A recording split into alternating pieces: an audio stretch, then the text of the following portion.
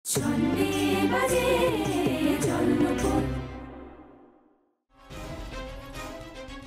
Sir কি বললো লো? হ্যাঁ তাড়াতাড়ি বল, আমার স্যার কি বললো?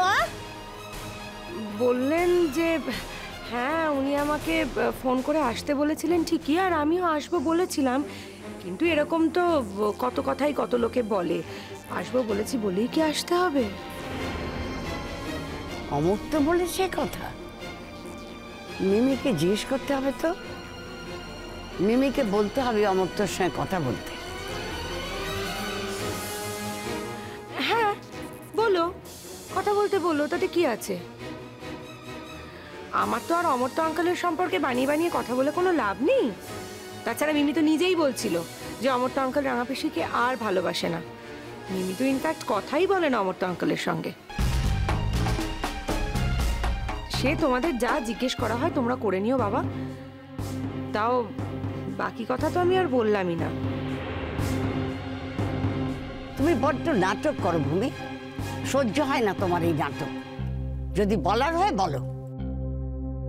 বললেন সম্পর্কটা যখন আর রাখবেন না মনস্থির করেই ফেলেছেন, আর একটা সই পেলেই যখন ডিভোর্সটা হয়েই যায়, তখন আর শুধু শুধু কি করতে আসবেন, এটাই বলছিলেন।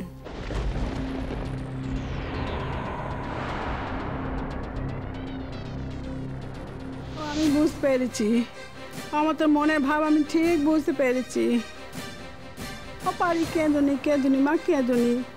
শোনো, তুমি মন স্থির করো, তুমি অমতো কেউ ধরে রাখতে পারবি নি, মোটে ধরে রাখতে পারবি নি। হ্যাঁ যাও। এ কথা কিন্তু সত্যি যে নক্কি সেদে আসে, সেই নক্কিকে নমস্কার করাই ভালো।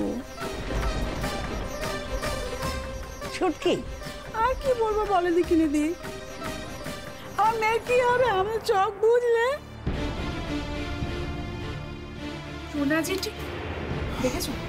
আচ্ছা সোনা জেঠি, তুমি এখনো এখানে বসে আছো, আর কতক্ষণ আমরা ওদের সঙ্গে গল্প করবো বলো তো? কখন থেকে তোমার কথা জিজ্ঞেস করছি, আমরা কত কথাই না বলছি। চলো চলো, অনেক হচ্ছে, চলো। যাও যাও যাও যাও যাও। আর আমরা কথা বলতে পারছি না, আর ওদের তাড়াহুড়ো আছে, ওরা চলে যাবে। ওই যারা ওর সাথে কথা বলছে সব পুরোনো দিনের কথা, কত কথা হচ্ছে। এই তুমি বসে দেখো না, বেশিক্ষণ থাকবে না, যাও।